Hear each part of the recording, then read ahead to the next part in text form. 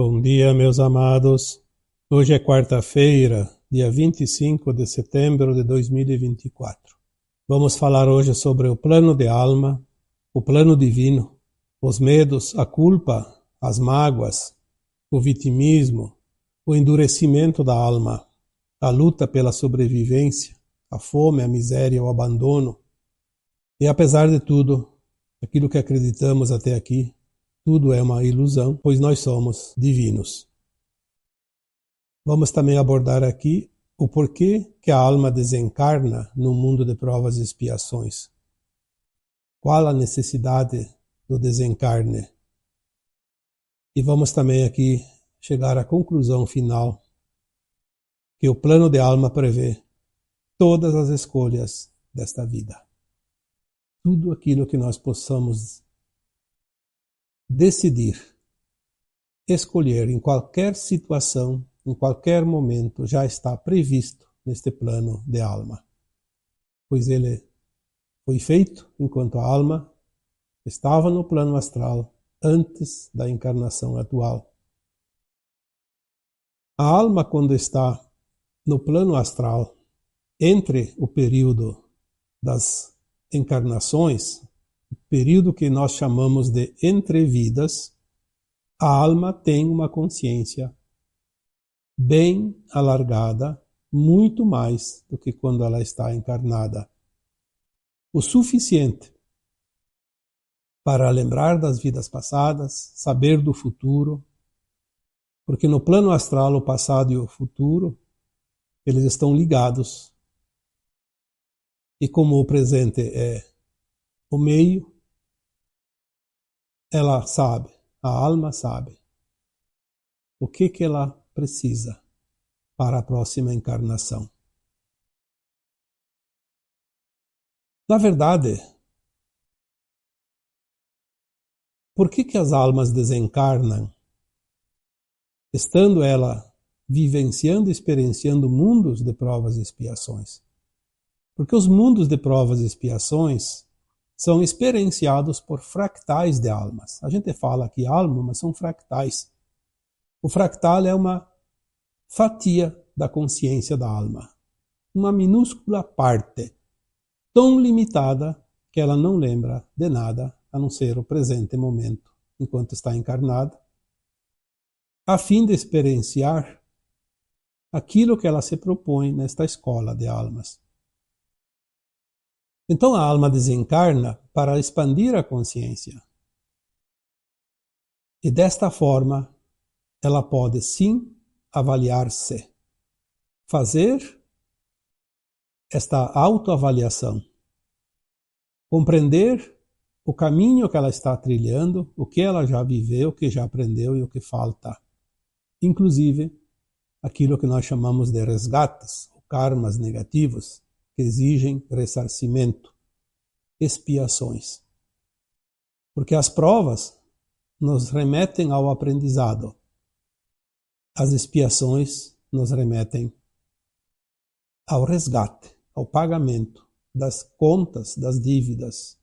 Aquilo que nós fazemos enquanto encarnados, sabendo que aquilo já foi aprendido e mesmo assim insistimos, mesmo tendo o entendimento e a consciência de que aquilo é antiético, não é divino.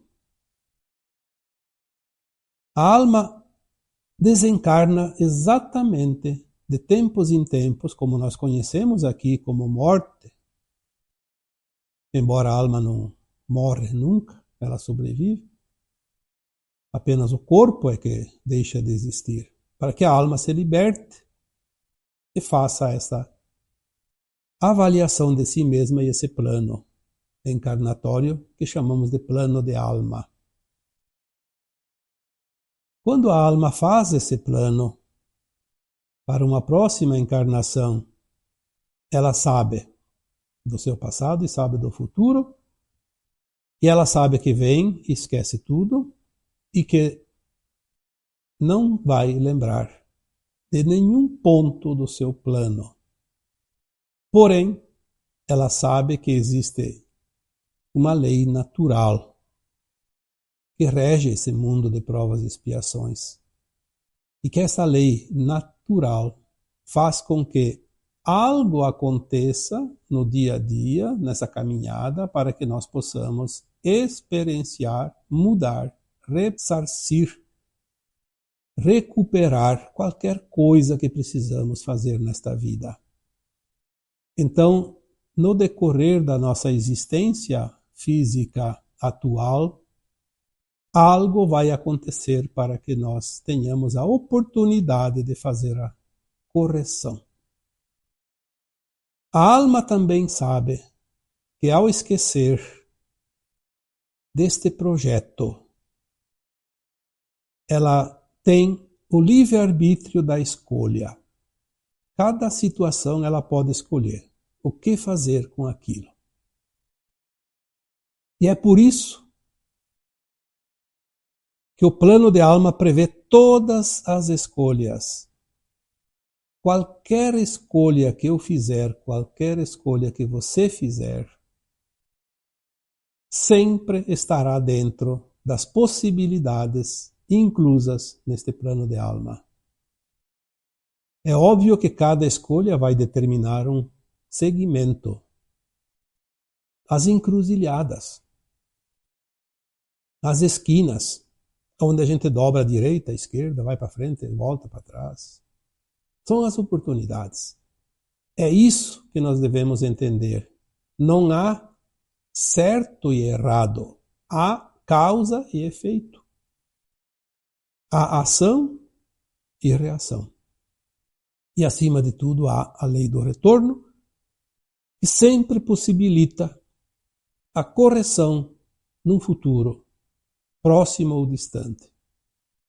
Como agora, por exemplo, que as almas que não estão prontas para ascensionar vão ter a oportunidade em outros mundos de provas e expiações.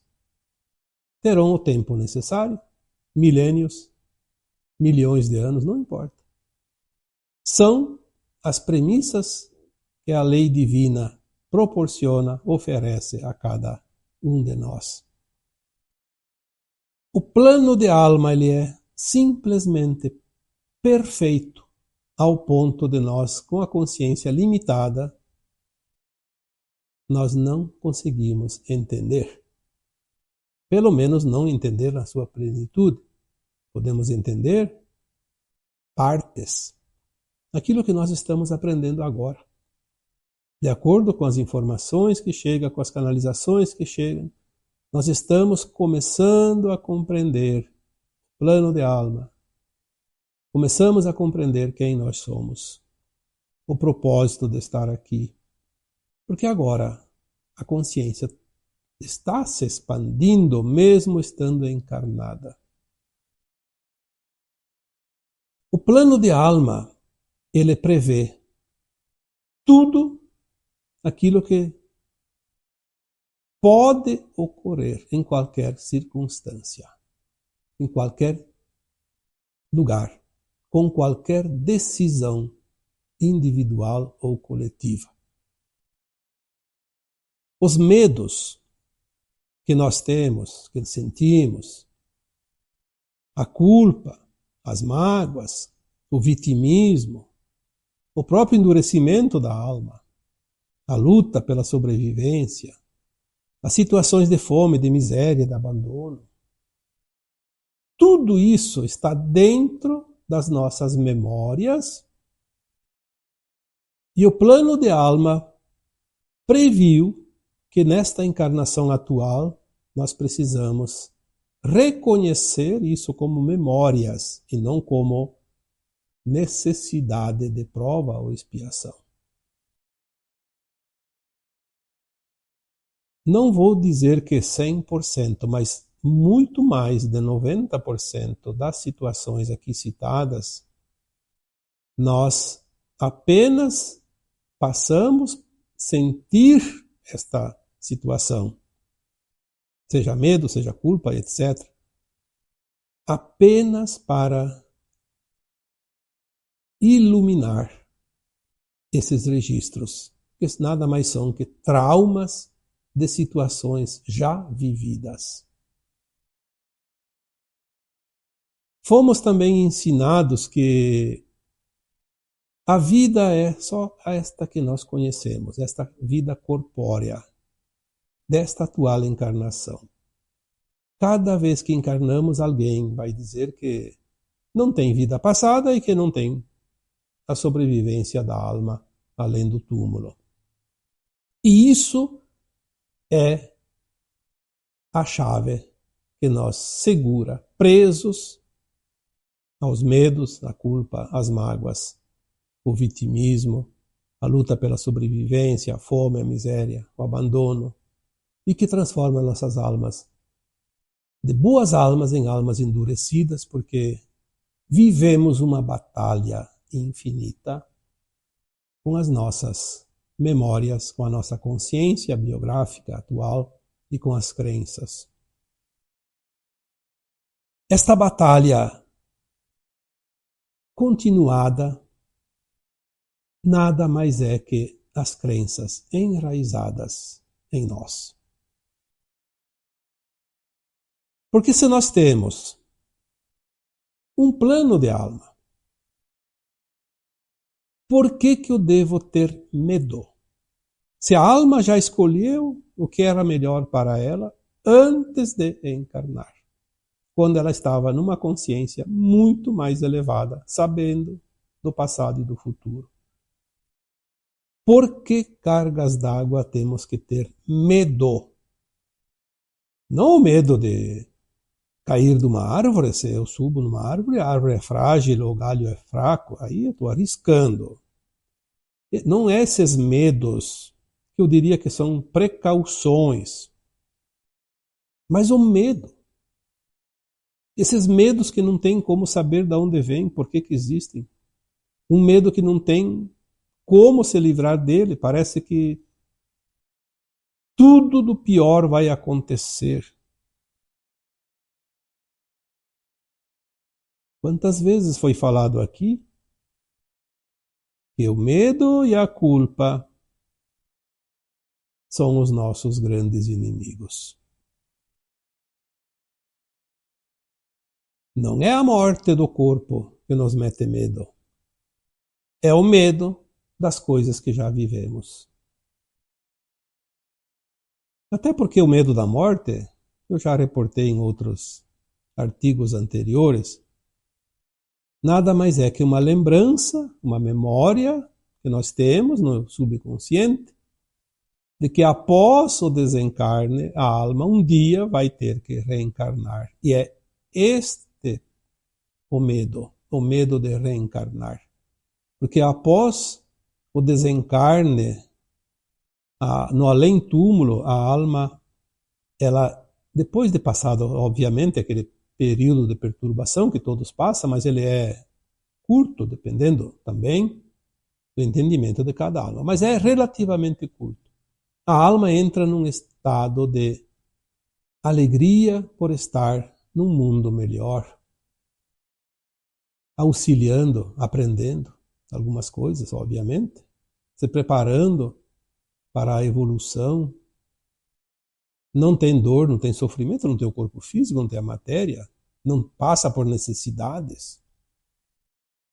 Mas ela começa a se preparar porque ela já está se autoavaliando e ela sabe que precisa reencarnar para continuar o aprendizado que ainda falta e também os resgates que precisam serem feitos. Esta é a razão dos medos da morte. Não é propriamente da morte, é do retorno. Porque o retorno, a alma sabe que vai chegar o dia que ela precisa reencarnar, precisa cumprir com mais uma etapa do seu plano, vai estar num corpo físico que dói, que sofre, que precisa ser cuidado, precisa ser alimentado, precisa de cuidados, porque o corpo físico é a caixa de ressonância da alma. A alma se expressa através de sintomas, de dor, de sofrimento, e inclusive o plano de alma prevê para cada encarnação, caso falte muitos créditos para completar o mínimo necessário de evolução naquela existência, que ao final da vida ou durante a vida passe por alguma situação de dor e sofrimento a fim de quitar mais rapidamente algumas pendências e assim ganhar um pouco de estrada na próxima encarnação. Os medos, eles têm esta causa, aquilo que já foi vivido. Se você tem medo de algo, você não tem medo na verdade, de algo que ainda pode acontecer. Embora sempre possa, mas são situações raríssimas. O medo é, de fato, de algo já experienciado e que causou dor e sofrimento. E isso, sim, é um fato, não é uma hipótese. A culpa também tem as suas raízes nas vidas passadas. A culpa não é desta vida. Se você não fez nada de errado, mesmo que tenha feito algo que depois você se arrependeu, aquele ato, aquele fato, apenas te trouxe um sentimento de culpa para te dizer que a culpa ainda está enraizada dentro de você. Mas a culpa, ela vem das vidas passadas, quando a alma abusou da sua liberdade, das suas escolhas, do seu livre-arbítrio e cometeu atrocidades, cometeu coisas do mal, e depois ela se arrependeu amargamente após o desencarne, mas principalmente porque ela colocou para si passar pela situação causada como vítima numa outra encarnação. E aí ela sofreu. A culpa vem também desta dor, já vivida, já experienciada. Quando você fizer qualquer coisa que depois se sinta culpado, é porque essa culpa ainda está latente, não está curada. Assim como o medo, ao senti-lo, se você tomar consciência e disser, sim, eu tenho medo de algo que eu já vivi, eu já passei, então eu não preciso mais passar, porque eu já experienciei. Então você começa a limpar o registro do medo nas tuas memórias de alma. A culpa é a mesma coisa. Se você se sente culpado por qualquer coisa, mesmo que seja de pouca importância, lembre-se que você tem registros de culpa já vividos. Então, faça o mesmo processo. Se eu sinto a culpa é porque ela ainda está dentro de mim. E se eu sinto é porque eu já vivi experiências que me trouxeram um arrependimento enorme. Nesta vida eu não tenho motivos para me sentir culpado. Aí você começa a trabalhar a culpa. Até porque, nesse caso da culpa, você pode entender que ninguém é vítima. Todos nós experienciamos a dualidade. E se eu causei dor e sofrimento para alguém no passado, e alguém causou dor e sofrimento para mim no passado, tudo foi experiências do lado positivo e do lado negativo de cada ação. E que não houve intenção, ou se houve também, foi uma experiência, como repetir um erro. Mas tudo é aprendizado. E se tudo é aprendizado, não há razão para eu me sentir culpado, não há razão para que eu tenha que pedir perdão ou ser perdoado por quem quer que seja. Porque tudo foi aprendizado, já que estamos numa escola de almas. Quando tomamos consciência disso, não precisa nem fazer esforço, nem rituais do perdão, porque não é necessário. A nossa consciência toma ciência ou consciência deste fato e por si só ela dissolve. Porque não faz diferença nenhuma você perdoar alguém ou ser perdoado por alguém quando você tem um entendimento. Obviamente que sem o entendimento é confortável pedir o perdão, tirar aquele peso da consciência, ou então ser perdoado, sentir o alívio do reconhecimento que o outro falhou e nós exigimos a reparação. São crenças. Crenças limitadas ou limitantes. O vitimismo não é diferente. Da onde vem o vitimismo senão dos medos e da culpa? O vitimismo é o reconhecimento da incompetência. Porque ninguém é vítima de ninguém. Existe a lei do retorno. Nós somos, como já foi dito aqui tantas vezes, o resultado de nós mesmos. Somos arquitetos de nós mesmos. Nós nos construímos durante as sucessivas encarnações, porque nós criamos os nossos personagens que criaram a nossa personalidade. Eu não sou vítima de ninguém.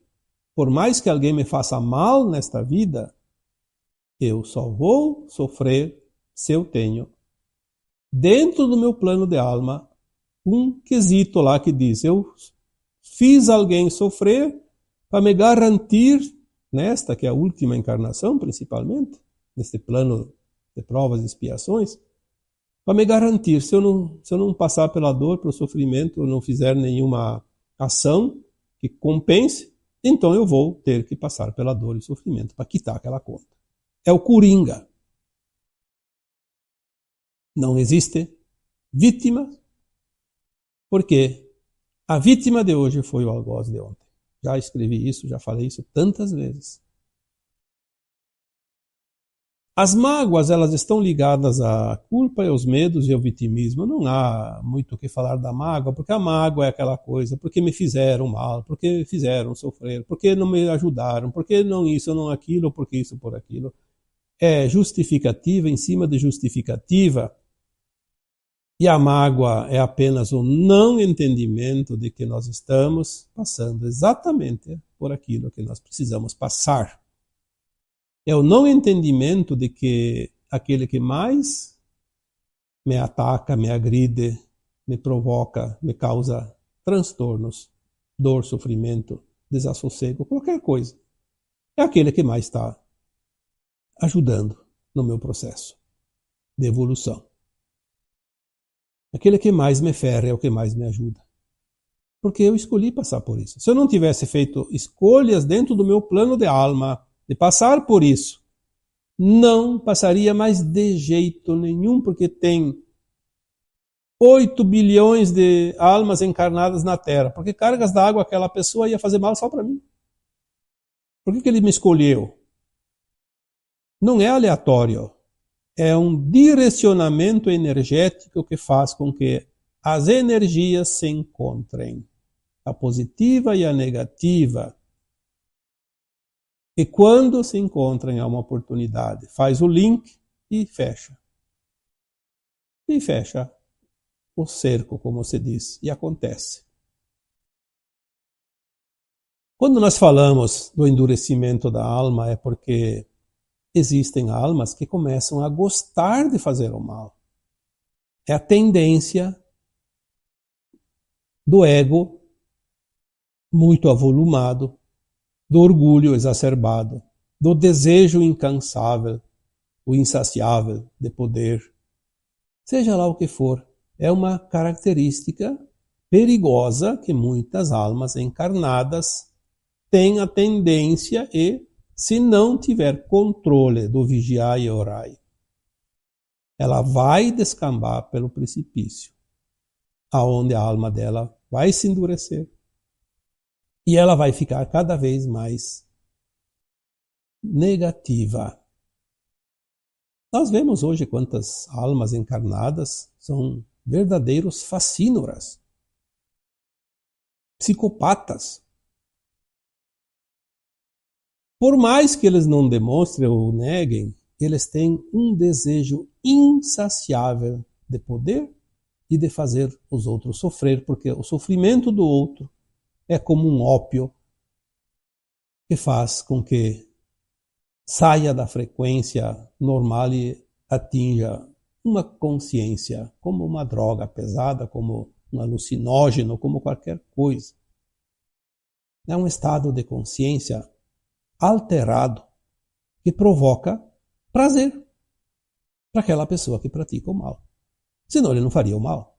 Se não causasse prazer, certamente não usaria. Assim como qualquer outra droga, qualquer outro psicotrópico, qualquer outra coisa que leve ao êxtase. As almas endurecidas têm agora um grande dilema. Ou elas pelo menos aceitam o caminho do exílio e da recapitulação no mundo de provas e expiações ainda muito atrasado. Ou então, como falei nesses dias, num áudio, terão, sim, a segunda morte, serão dissolvidas no Sol central cósmico, porque aquela partícula de consciência falhou. Não contribuiu muita coisa, não tem nada para levar para suas versões de alma mais elevada. E a extinta porque não faz diferença nenhuma. Nós temos, como já disse aqui tantas vezes, somos uma mônada, onde uma consciência é tão grande que nós nem temos como imaginar. E uma partícula não vai fazer tanta diferença. Por quê? Um dia essa mônada terá a oportunidade de enviar uma outra partícula sua a fazer as experiências no mundo de provas e expiações. Sempre vai haver oportunidades. A fome. Quantas pessoas têm medo da fome? E, no entanto, não passaram fome nesta vida, nesta encarnação atual. Porque vida é uma só. As encarnações é que são sucessivas. Mas por que tem medo? Porque já foi vivenciado. A situação de fome já foi vivida. Já passou, ficou a marca, o registro. Assim como o medo, a culpa, a mágoa. É a mesma coisa. É um registro de alma. Quando nós falamos que agora é o momento de curar a ancestralidade, é esta ancestralidade que são as nossas memórias vividas. Não são nossos ancestrais, que são nossos avós, nossos bisavós, nossos pais. É a nossa ancestralidade, a nossa condição de vida vivida nas sucessivas encarnações. São essas marcas negativas que trazemos, são essas memórias de alma, esses registros akáshicos de dor e sofrimento por qualquer coisa. E a fome é mais uma delas. Já experienciamos a fome e já vivemos a opulência, onde a abundância era tanta que, para não perder tempo, você comia e você vomitava até esvaziar de novo e encher de novo, esvaziar e encher como um barril que nunca enche. Então, a gula também é uma experiência já vivida. A miséria, da mesma forma, foi vivida, experienciada, em todas as suas categorias, assim como a opulência. Vivemos os extremos, a dualidade e as polaridades, de tudo que a gente possa imaginar. O abandono. Eu conheço pessoas que, por mais que estejam rodeadas de pessoas, elas se sentem completamente abandonadas, carentes ao extremo. Ficam tristes porque a pessoa não disse bom dia, não disse boa tarde, não olhou para ela, não pediu como ela está. Quantas pessoas têm a síndrome do abandono ainda para curar dentro de si, que também é apenas uma memória de vidas passadas. E o plano de alma prevê tudo isso que foi colocado aqui, inclusive esta questão do abandono, para que a alma cure essa deficiência psicológica, porque ela nunca foi abandonada, ela apenas passou pelo lado reverso de uma ação praticada antes do abandono de alguém. Sentir como é ser abandonado. E olha que não é só pessoas, podemos levar em conta que tudo que está dentro da criação divina. Então, abandonar pessoas, deixar elas à própria sorte, mas também os animais, os vegetais, qualquer coisa. Quando nós não temos o amor incondicional, a compaixão e o respeito por qualquer ser da criação divina, nós estamos delegando eles a uma situação, segundo plano, de abandono. E nós vamos depois ter que recuperar tudo isso. Nós temos, então, um plano de alma dentro de nós, feito na condição de consciência mais elevada no plano entre vidas. Por isso, mais uma vez, a explicação por que a alma precisa desencarnar depois de um tempo de vida corpórea, aqui no mundo de provas e expiações, para fazer a sua autoanálise, sua autoavaliação e o seu plano de alma para uma próxima encarnação. Tudo o que nós falamos aqui está sendo trazido agora para todos nós. Não tenha dúvida que se você tem uma memória negativa dentro de você, ela vai surgir. Porque para passar o portal da ascensão, nós precisamos nos despojar das energias negativas, que mesmo que não sejam karmas, não tenha nenhuma obrigação de resgatar, porque não é uma dívida, é um trauma. Trauma não é karma, trauma é uma memória de dor e sofrimento. Não vai impedir a ascensão da alma, porque não tem peso para impedir, mas vai trazer desconforto, dor, sofrimento para esta vida atual, até que a gente ou se liberta deste fardo, ou então até que desencarna. Quando bastaria tomar consciência, compreender, aceitar e soltar. Dá para se libertar de todos esses traumas em pouquíssimo tempo e ter ainda uma vida muito satisfatória, agradável, do tempo que ainda nos resta nesta encarnação atual. Quando nós falamos que a dor é uma opção, estamos nos referindo a este tipo de situação e de ação. Se eu não faço nada para compreender, para poder aceitar e soltar esses traumas que me trazem dor e desconforto, eu vou levando em banho-maria até o fim da minha encarnação atual. Vou perder a oportunidade de ter pelo menos um período da minha existência atual numa condição de saúde mental, espiritual, física inclusive.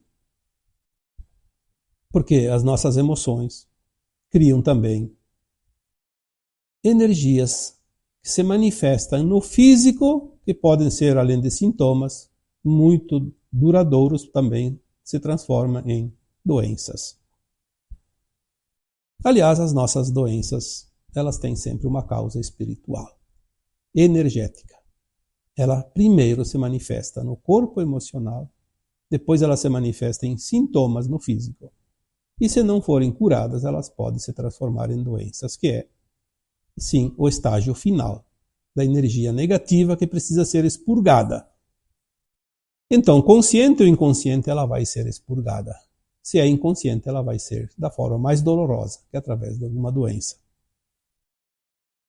O plano de alma, que é individual, ele também pode estar atrelado a planos coletivos. Então, quando se juntam pessoas, seja uma família, principalmente a família, que é onde mais se amarra os fios, o entrelaçamento conjunto, coletivo, de planos de alma. Mas pode ser também situações de amizade, de situações profissionais, de vizinhança, de morar numa cidade, num estado, num país, num continente, enfim. Tem sempre ligação. São tão perfeitos que as almas, antes de encarnar, já previam que iam se encontrar com outras almas de tal quilate para ter oportunidade de, coletivamente, curar-se a si mesmas, trabalhar as arestas entre si. E, por fim, vamos juntar tudo isso num plano divino, que é o plano que rege os mundos, as humanidades, as almas, os fractais de almas, as superalmas, o átomo semente divino, que é o Espírito, o Eu superior. E tudo o que foi criado na fonte está sujeito ao plano divino do Criador. Nada foge às regras naturais da criação e dos mundos. Se nós entendermos isso, nós entendemos a vida. E se entendemos a vida, não há necessidade da dor e do sofrimento. Por mais que nós tenhamos dúvidas, e muitos duvidam, inclusive, porque são os outros que nos causam dor e sofrimento, são os governantes, são as autoridades, são os banqueiros, são os isso ou aquilo. Não, não. Eles apenas fazem o papel que eles se propuseram a fazer, porque são, de fato, almas provavelmente já decididas a serem extintas, ou pelo menos a serem encaminhadas a mundos inferiores, porque elas decidiram que não querem fazer nada nesta vida. Então elas se servem dentro das suas atitudes, das suas ações, para que nós possamos corrigir os nossos pontos que ainda faltam serem ajustados. A culpa não está nos outros. Aliás, eu diria que a culpa não está nem em nós, mas a resposta e a solução está em nós. Mas precisa começar pelo entendimento, pela compreensão de quem somos, para que possamos então sim fazer o processo de aceitação e recuperação e assim soltar os nós que ainda nos prendem à velha terra. A terceira dimensão é o mundo de provas e expiações. Espero que este áudio de hoje tenha servido para esclarecer mais alguns pontinhos dentro da consciência de cada um de vocês que aqui fazem parte deste grande grupo, esta família de almas, que é assim que eu considero. E agora eu vos deixo com o meu abraço de luz em cada um de vocês. Namastê.